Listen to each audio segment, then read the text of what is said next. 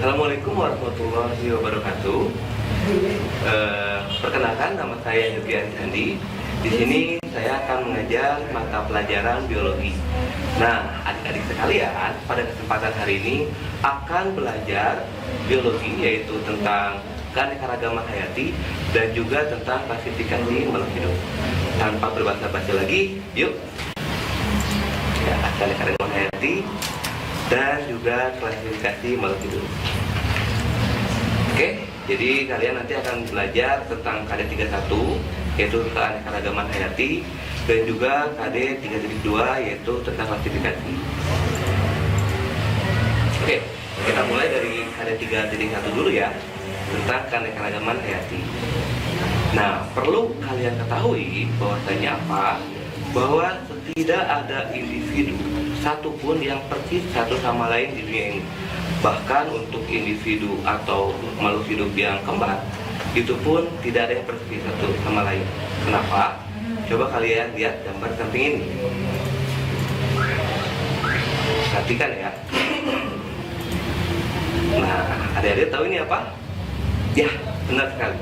Ini adalah bunga mawar, di mana pada bunga mawar ini walaupun sama spesiesnya mawar, tapi lihat dari warnanya saja sudah berbeda. Ada yang pink, merah, kuning maupun putih. Ini menunjukkan bahwa tidak ada satupun yang sama persis antar makhluk hidup. Yang kedua, kita lihat yang di hewannya. Ini apa? Lucu-lucu ya. Ini adalah kumpulan anak kucing dari satu induk yang sama. Nampak seperti serupa, namun memang tak sama. Ada yang corak putihnya hanya di bagian mulut ke bawah, ada yang corak putihnya sampai ke bagian kepala, ada yang memang semuanya itu coraknya abu.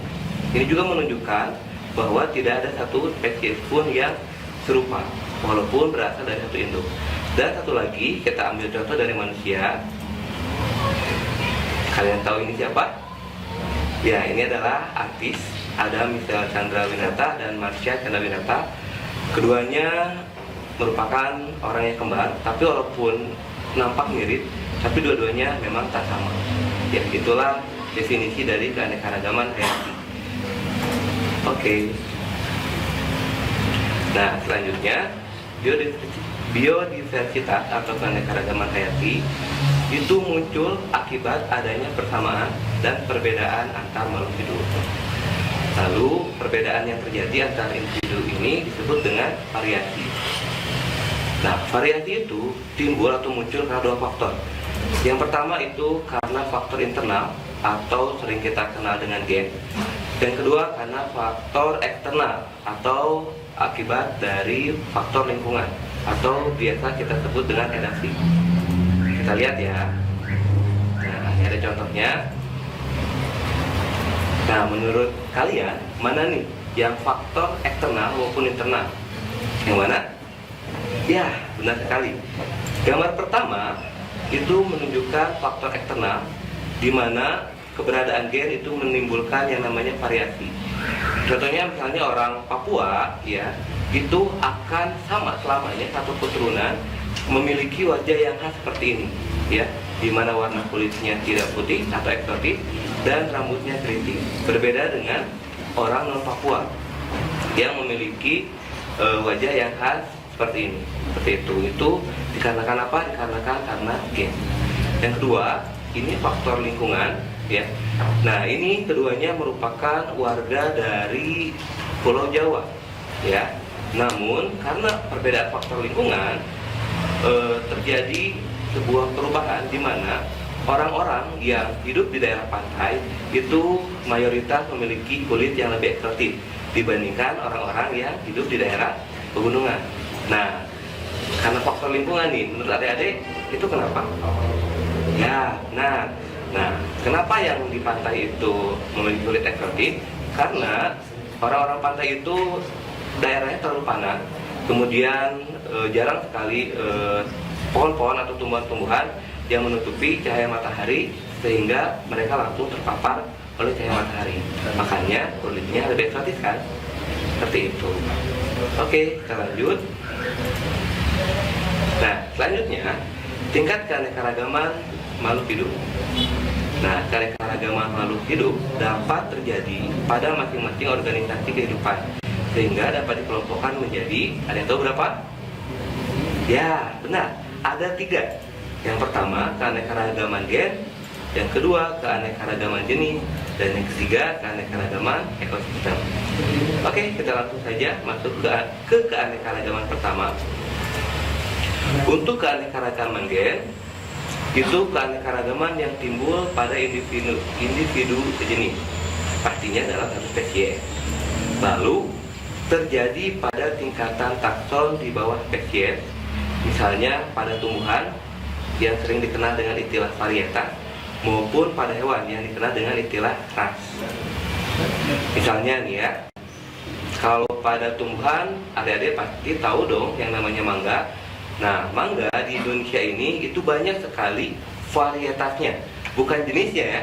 Jenisnya tentu saja adalah mangga. Nah, varietasnya yang berbeda. Ada mangga gedong, kemudian mangga gincu, mangga golek, mangga apel, mangga madu, dan lain sebagainya. Nah, kemudian yang kedua, misalnya kita lihat dari hewan, contohnya anjing. Untuk anjing ini jenisnya satu, yaitu anjing, tapi rasnya yang banyak. Ada bulldog, ada chihuahua, ada poodle, dan lain-lain. Seperti itu. Jadi yang dikatakan dengan keanekaragaman gen, dalam satu jenis itu memiliki banyak variasi di bawahnya, sehingga antar variasi itu bisa dikawin silangkan dan menghasilkan varietas baru yang bersifat fertil atau subur. Nah, ini konsepnya ya. Yang namanya spesies itu adalah individu yang dikatakan satu spesies apabila keduanya dikawinkan akan menghasilkan keturunan yang fertil, atau bisa dikawinin lagi sehingga menghasilkan banyak keturunan. Seperti itu. Nah, ini contohnya untuk jenis ras anjing yang udah tadi saya bahas. Itu ada anjing Eskimo, ada juga Chain Terrier, ada Dachshund, Yorkshire Terrier, dan lain-lain, sampai ke Dalmatian. Nah, tentunya antar anjing ini semua itu bisa dikawinkan. Nah, jadi jika mau, Eskimo itu bisa dikawinkan dengan yang rasnya Chow. Nah, tapi sampai saat ini nggak pernah berhasil. Kenapa? Karena memang nggak ada ketertarikannya ya Eskimo terhadap Chow. Jika dikawin paksakan pun pasti nggak akan berhasil. Ya, jadi Eskimo pasti hanya akan kawin dengan Eskimo asli. Seperti itu. Tapi jika udah ada teknologi di masa mendatang, hal itu mungkin saja terjadi. Lalu untuk keanekaragaman hayati tingkat gen di tumbuhan, ini contohnya yang udah tadi saya sebutkan, yaitu mangga. Nah, ini satu jenisnya mangga, tapi berbeda di variannya atau varietasnya. Ini ada mangga gadung atau yang sering kita kenal dengan mangga gedong. Ini gedong gincu yang lebih berwarna kemerahan. Ini mangga golek, ini mangga apel, sekilas seperti apel ya, tapi pada saat kita belah, dalamnya itu adalah mangga. Ini mangga kelapa, dan ini adalah mangga madu yang kita kenal dengan rasa yang sangat manis.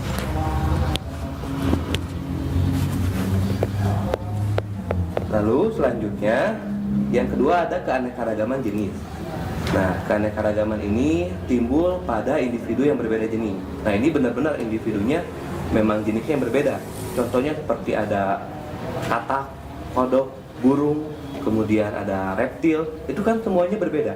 Nah, ini dikelompokkan atau dimasukkan ke dalam kategori keanekaragaman tingkat jenis. Nah, kemudian ini terjadi pada suatu kelompok takson yang memang dekat kekerabatannya. Misalnya, dari satu famili palem-paleman, di dalamnya itu terdapat ada kelapa, pohon palem, pohon aren, dan pohon pandan. Mungkin sekilas kalian melihatnya bentuknya seperti sama, padahal mereka semua berbeda jenis. Ya, yang paling kita bisa ketahui bedanya itu dari buahnya. Coba adik-adik lihat buahnya, pasti sangat berbeda. Lalu selanjutnya dari famili kucing, ya, itu misalnya ada kucing rumahan, ada macan, harimau, singa. Nah, perlu adik-adik ketahui, semuanya ini masuk ke dalam satu keluarga atau satu famili. Namanya adalah Felidae, ya. Tapi memang karena jenisnya yang berbeda, makanya mereka masuk ke kategori keanekaragaman tingkat jenis. Selanjutnya, ini keanekaragaman hayati yang terakhir, yaitu keanekaragaman tingkat ekosistem. Nah, namanya juga ekosistem. Pasti adik-adik udah tahu ekosistem adalah interaksi antara makhluk hidup dengan lingkungannya. Jadi ini ada kaitan, nggak cuma makhluk hidup aja, tapi juga berkaitan dengan perbedaan dari karakteristik tiap lingkungannya. Nah, keanekaragaman ekosistem ini timbul pada individu-individu yang berbeda dari setiap ekosistem. Selanjutnya, terjadi pada organisme berbeda yang beradaptasi terhadap lingkungan yang berbeda pula. Misalnya, kalau kita dapati ada padi, tikus, katak, ular, lumpur, dan air, adik-adik pasti tahu dong itu ekosistemnya apa? Ya, benar, itu adalah sawah. Gampang kan? Selanjutnya, jika kita dapati ada pasir, kemudian kaktus, ada reptilnya, ada untanya, sudah dapat dipastikan kalau itu merupakan ekosistem gurun pasir. Selanjutnya, ini merupakan berbagai macam ekosistem makro atau ekosistem dalam skala yang sangat besar yang ada di bumi ini, yang sering kita dengar istilahnya dengan kata bioma. Nah, salah satunya untuk bioma itu ada yang pertama itu ekosistem padang rumput atau diistilahkan dengan istilah tundra. Ekosistem padang lumut. Nah, itu adalah tundra. Yang kedua, ekosistem padang rumput atau yang sering dikenal dengan kata savana. Selanjutnya ada ekosistem gurun, ekosistem hutan hujan tropis, ekosistem stepa, ekosistem taiga, dan terakhir adalah ekosistem mangrove. Kita bahas satu-satu ya. Siap? Kita mulai dari ekosistem yang pertama. Nah, ini adalah keanekaragaman hayati berdasarkan biogeografi atau bioma. Yang pertama itu ada hutan hujan tropis. Nah, ada yang tahu nggak kenapa dikatakan sebagai hutan hujan? Ada yang tahu? Ya, nanti saya kasih tahu ya. Hutan hujan itu adalah hutan yang hampir setiap saat terjadi hujan. Kenapa terjadi hujan di dalamnya? Karena mereka memiliki iklim yang mikro. Jadi begitu terjadi penguapan, kemudian terjadi kondensasi di atas, lalu turun hujan. Seperti itu, hampir setiap saat. Ya, makanya disebut sebagai hutan hujan tropis. Kemudian yang kedua ada hutan savana.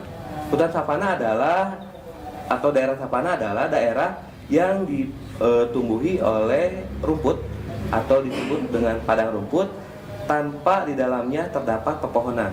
Jadi murni semuanya, satu padang itu isinya adalah rumput. Kemudian selanjutnya adalah hutan musim. Nah, untuk hutan musim ini adalah hutan-hutan yang memang notabene itu ditanami ya oleh manusia ya untuk kepentingan mereka. Misalnya untuk hutan produksi yang ada di Jawa Barat atau Jawa Timur, misalnya itu khusus ditanami oleh tanaman jati atau khusus ditanami oleh tanaman mahoni. Dan selanjutnya ada daerah stepa. Ini hampir sama dengan savana, sama-sama padang rumput, hanya saja untuk daerah stepa ini masih kita dapati beberapa jenis pepohonan. Jadi kalau membedakan antara savana dan stepa cukup mudah ya. Kalau savana itu murni padang rumput tanpa adanya pohon. Kalau stepa itu walaupun dia padang rumput tapi masih bisa kita dapati pepohonan. Selanjutnya, ini adalah bioma gurun, bioma yang cukup mudah kita identifikasi asalkan di dalamnya terdapat hamparan pasir yang luas dan jarang sekali kita temui vegetasi atau pepohonan. Itu adalah bioma gurun. Selanjutnya bioma hutan gugur, di mana pada bioma ini di dalamnya terdapat 4 jenis musim. Musim gugur, musim semi, musim panas, dan musim salju ya. Nah, ini adalah bioma mangrove, di mana bioma yang terdapat di pesisir pantai dan banyak ditumbuhi oleh tanaman bakau atau sering kita sebut dengan hutan bakau. Selanjutnya ada bioma taiga. Nah, bioma ini dia letaknya berada di daerah di bawah atau di dekat kutub, tapi tidak tepat di kutubnya. Nah, ciri khas dari bioma ini banyaknya ditumbuhi oleh pepohonan yang mengkerucut atau pepohonan konifera. Konifera diambil dari kata kon, cone, tahu ice cone? Nah, itu ice cone ada es yang memang dibentuk mengkerucut ke atasnya. Jadi kon itu adalah kerucut. Nah, dan terakhir ada bioma tundra. Untuk bioma tundra ini adalah bioma yang terdapat di kutub, ya, baik utara maupun selatan, di mana pada saat mengalami musim panas, si esnya mencair dan beberapa daerah atau hamparan padangnya itu dia ditumbuhi oleh lumut. Makanya bioma tundra sering dikenal dengan hutan lumut.